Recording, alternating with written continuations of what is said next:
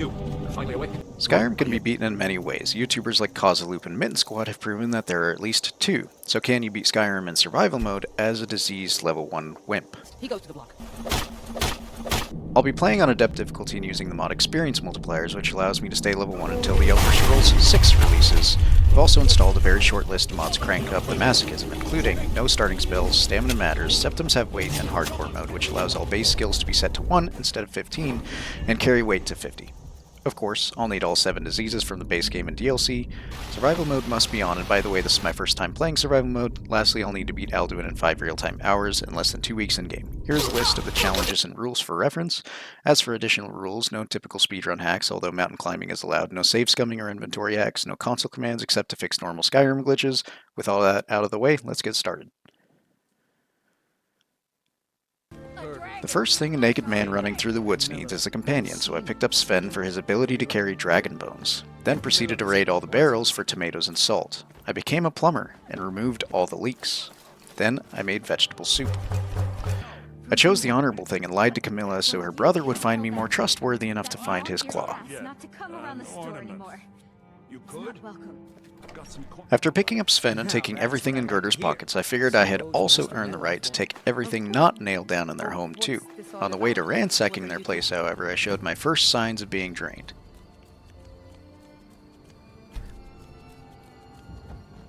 Upon entering, I went straight to the cheese and wine, then the offering table, then the chest, which had some hide armor, before grabbing the steel knife on the nightstand. From this point, I broke down all the leather to sell to Alvor for a few extra septums, and within 5 minutes flat, I'm out of Riverwood and on the way to Bleak Falls Barrow.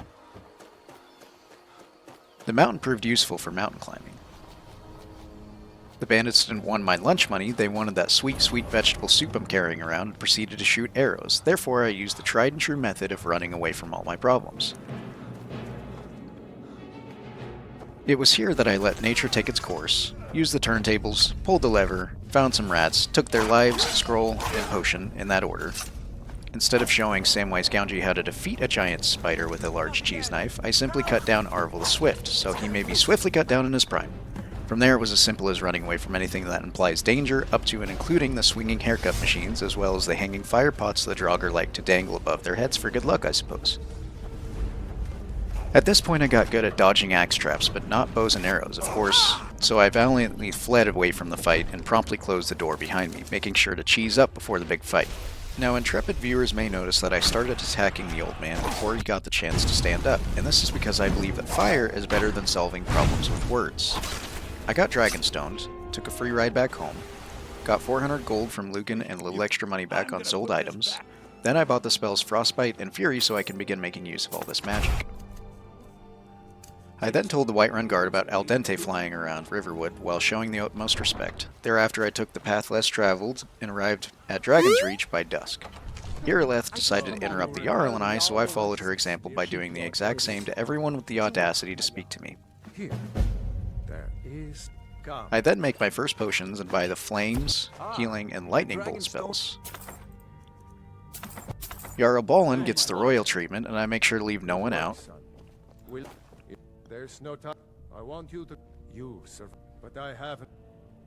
And please, accept this... Then I give the Jarl's gift respect by selling it off the first chance I get. Now the time has come to reach the western watchtower so I can take a dead man's bow. Here's our first fight against a dragon. I actually grew a pair and finally put this magic to good use. Understanding that the best way to take down a dragon is not through bravery, but by letting everyone else get eaten first while you whittle its health away. Despite my stamina going down for every standard attack, this fight proved to be easy. Sven had no problems about being dragon-boned. I got angry at the sky, so the sky got angry back. Jarl Breakdance gave Irileth the credit, so I did the mature thing and cut off his sentences. After telling me I'd done a great service, he rewards me with some more garbage, as well as a housecarl that complains every chance she gets. You heard the summons. You've done it by my... Consequently, I break up with Sven and allow Lydia to carry all my burdens. Today I bless her with the most delicate parts of a dragon. It wasn't long before I stole my first horse as privilege of Thane of Whiterun and proceeded to take Winston to a nearby camp where mountain climbing is a lot easier. The air was frigid, and my health soon reflected its effects. Winston seemed indifferent about the cold.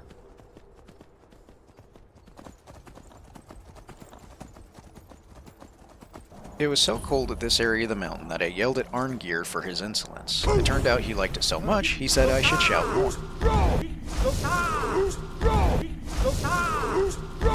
Arngir couldn't get enough, so he took me outside for more training. I repaid his kindness with a push, and he taught me to run away faster. I took his words to heart, and now had the power to run away from even more of my problems, the mark of a true Skywimp of elven descent.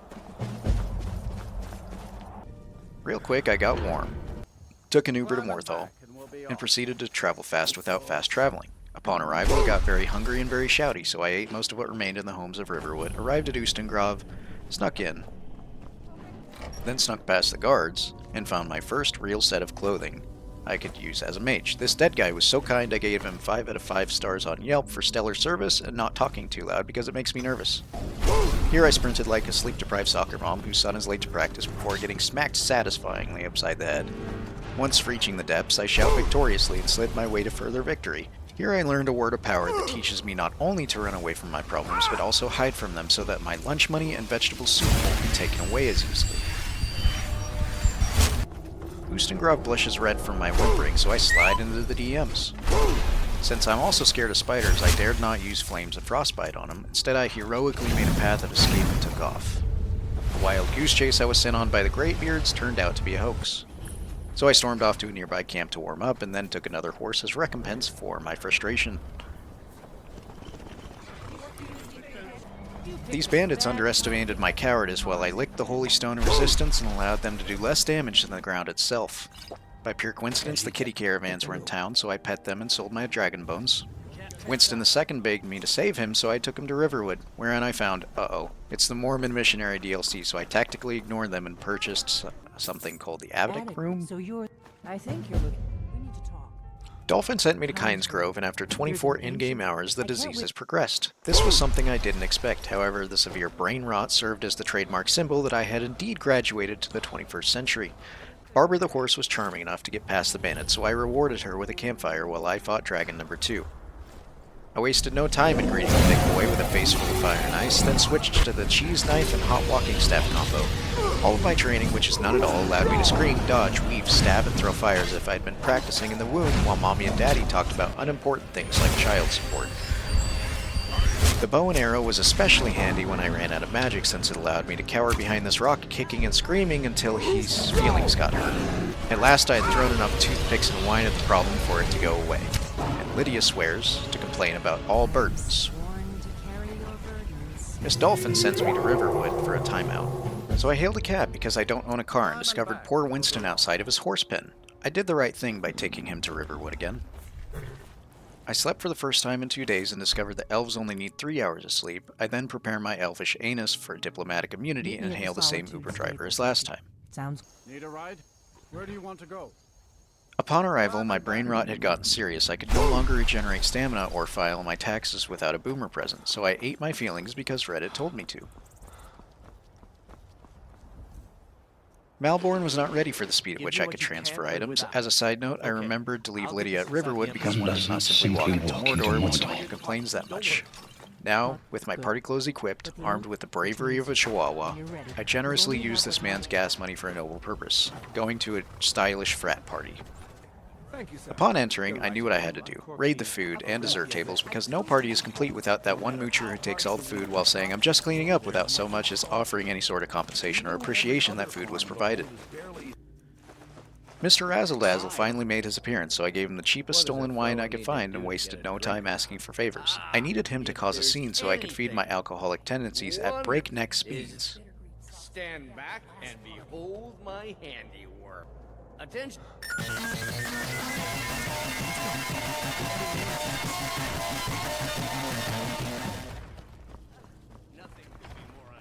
Now, it is said that anger burns people like hot coals, so I tested the theory and found that when you yell at the defendant and attack their self-esteem, and one NPC's aggression is set to 4, they will in fact burn and hack each other apart. The wizard got caught in the crossfire, so I casted Sweet Eternal Slumber and carried his memory forward by wearing his clothes as a disguise. With that out of the way, I wore the disguise like a sheep in wolf's clothing, ensuring I ignore anyone who looks at me funny. I crafted an invisibility potion for this exact moment so that I can simply avoid all social interaction and loot in peace. The Thalmor were none the wiser. I dropped the disguise and got ready to play another prank on the unsuspecting Thalmor by casting the Hangry spell. One managed to get a hit in before I could scream, cry, and run for cover.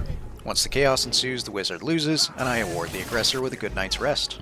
After that, I asked this man the same question the soldier torturing him did in pretty much the same tone because he seemed to understand social tact.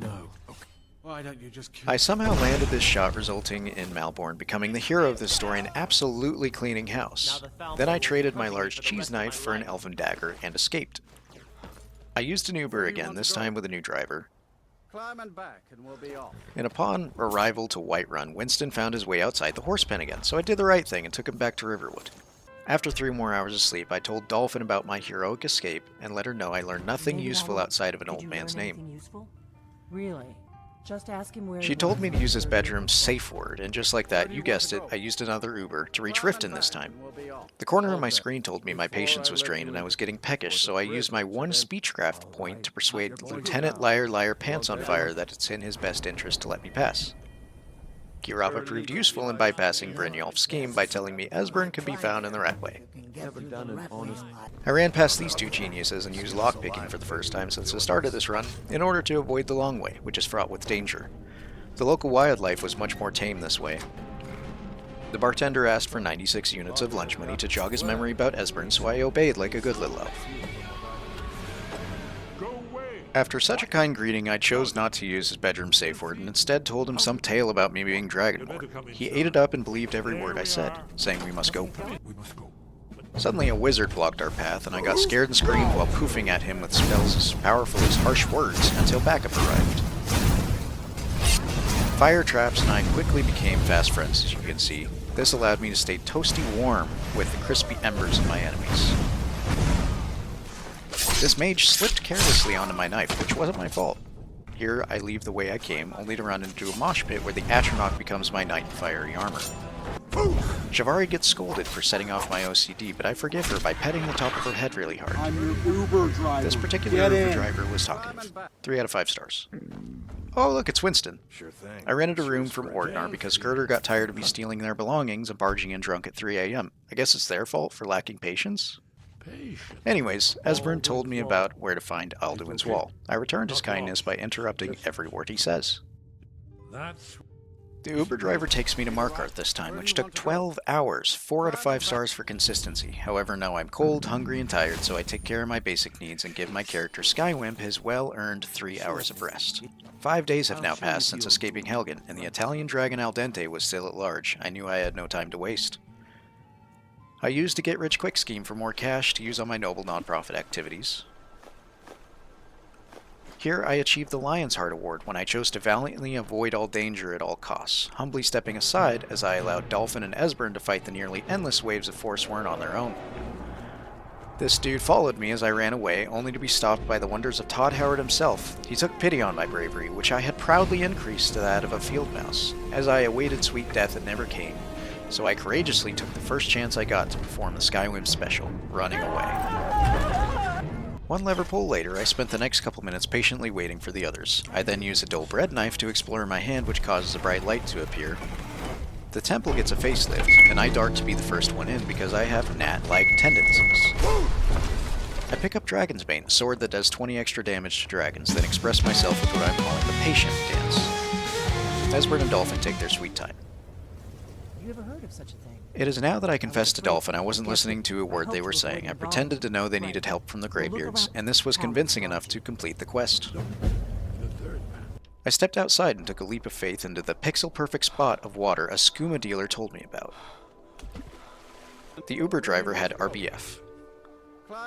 As always, Winston faithfully awaited me, however this time we were getting high up in the mountains. I gave the old man a special horn. In return, he taught me how to shout as loud as my older sister when she loses an argument.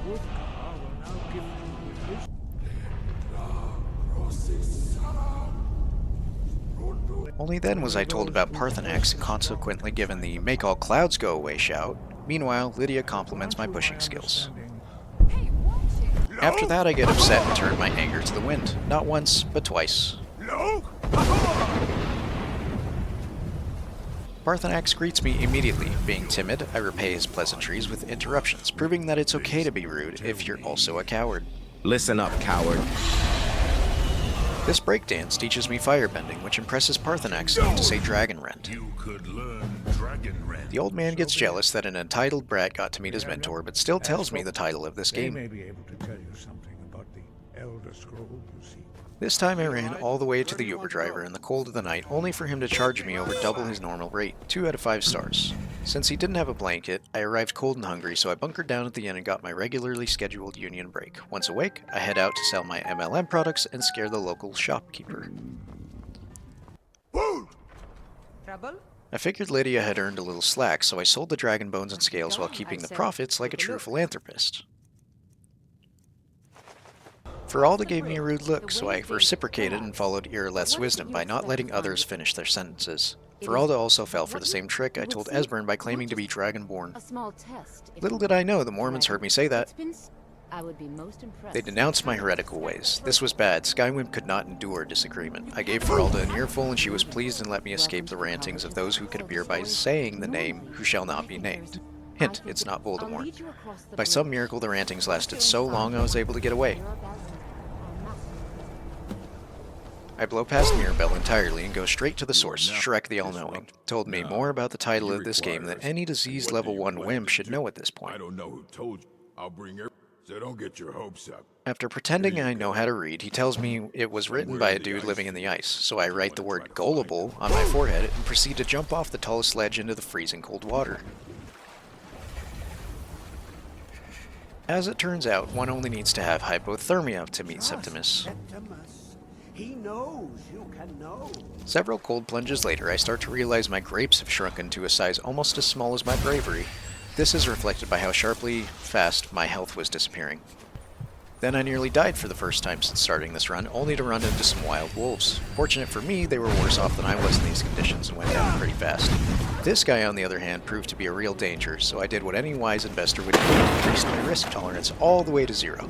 Ensuring I don't have any sort of return on investment. Somehow I dodged a fireball and drank another Alto wine so I could run back into the arms of safety. Once inside, I slept for a few hours to make the bad man go away and get warm and rested so that I may head out to the glacial ruins where this Elder Scroll's entombed. This poor cat got severely distracted by a spider, which allowed me to slip right past him.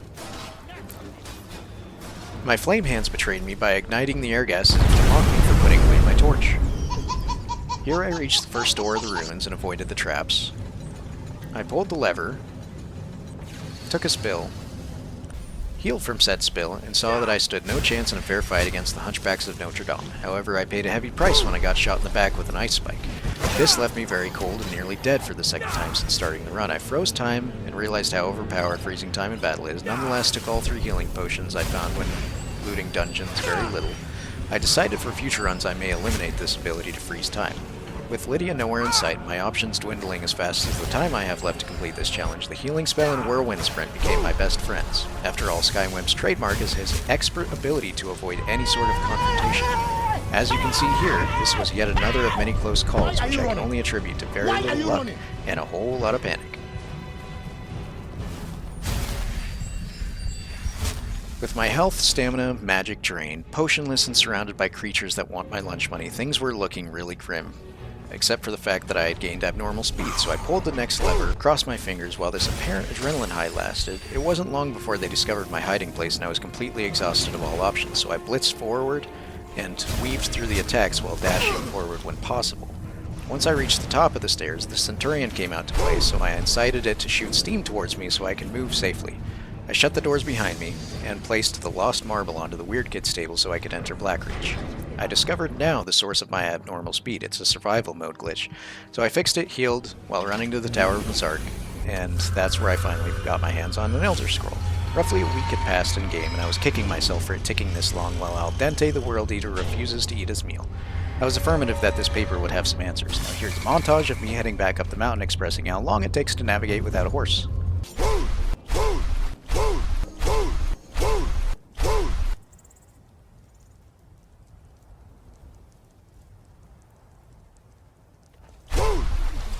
At least Barbara the horse was here to take me to the throat goat of the world to read a fancy piece of paper.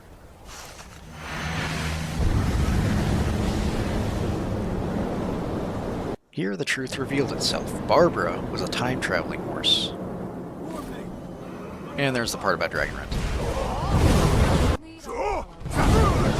I drank my vegetable soup in less than a second and gave Lydia the courage I did not possess, which undoubtedly upset Aldente. Although he did get a solid blast on me, I used my power to regenerate magic faster than I can run away from my problems. Now it is time to unleash my hidden talent, letting others do the fighting for me. I took out Dragonbane's sword I'd saved up until this point, went straight for the knees because those are the first things to buckle when I'm scared, making sure to shout mean words whenever he opened his mouth and running away honorably in the middle of battle.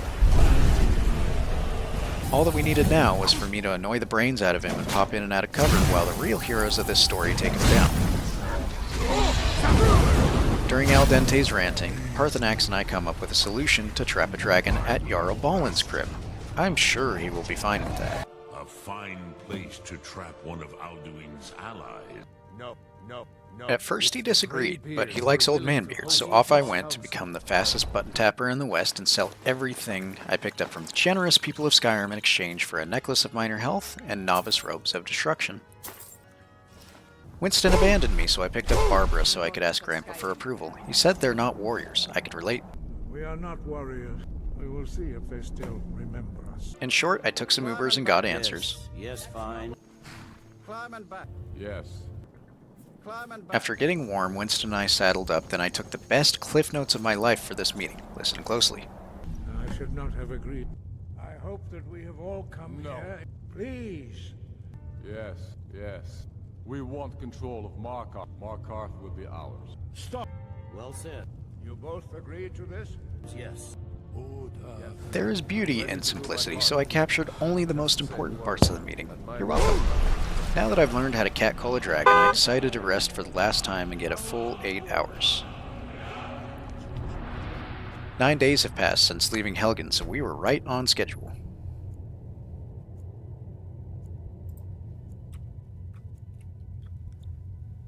I decided to use my one get-out-of-jail-free card as Thane of Whiterun on all the horses I stole. We'll look the other way this time. Then sold all non-essentials in exchange for a scroll of Firestorm. We're ready, as I promised. My men know what to do. The catcall shout worked like a charm, so I rewarded the big boy by allowing him to do his yearly honorary guard toss. Just look at that throw. Once subdued, Lydia went Super Saiyan as if hiding the fact she was the real hero of this story. This time I chose Lift over Uber. I could fly you there. Get it? You Lift? just don't get it, do you? You don't. Anyways, I used the Become Ethanol shout to avoid arrows.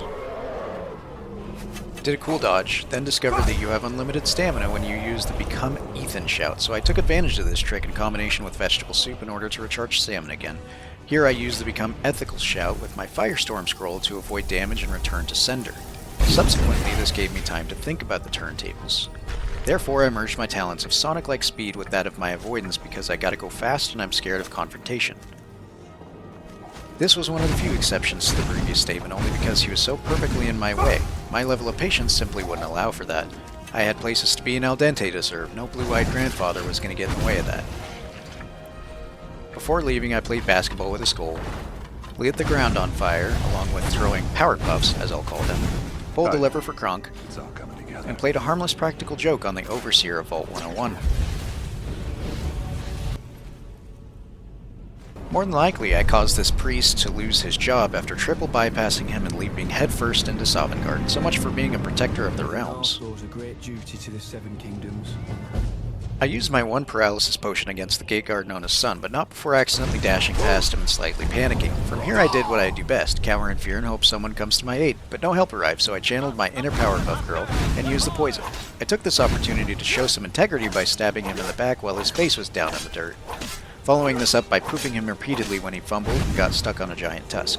Did the poison reach his brain? Was he born this way? In any case, this was the best outcome Skywimp could have hoped for. After all, Sun did say I fought with honor. I couldn't agree more.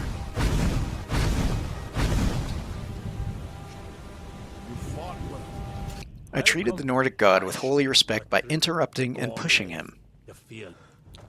And now it was finally time to defeat the Italian menace. So I ate the rest of my soup and yelled at the clouds less than harmoniously. I taught Al Dente a new trick, sit boy, then proceeded to power poof both fire and ice till I could breathe no more. After that, I switched to the Dragonbane sword, then Lightning Bolt spell, making him weak at the knees. It was only a matter of time before Al Dente was finally served to the people of Skyrim, proving that yes, you can beat Skyrim as a level 1 Wimp. No! God, please, Thank you for watching the video. If you liked the video, consider liking and subscribing to see more content like this. If you didn't like the video, feel free to leave a dislike and leave a comment of constructive criticism so I can improve. If you'd like to support what I do, go to my channel or reach out to me here or on other social media so I can continue growing my channels. Links are in my profile. This content is not yet monetized, it is just something I enjoy doing to share with friends and family. My wife and I also play games together sometimes. The last one we recorded was of YouTube shorts of The Last of Us, so check out that content as well for some couples therapy. Lastly, I appreciate those of you who have reached out already as it has helped increase the quality of these videos. In closing, stay nerdy, keep your cup full, and stay blessed. Bye for now.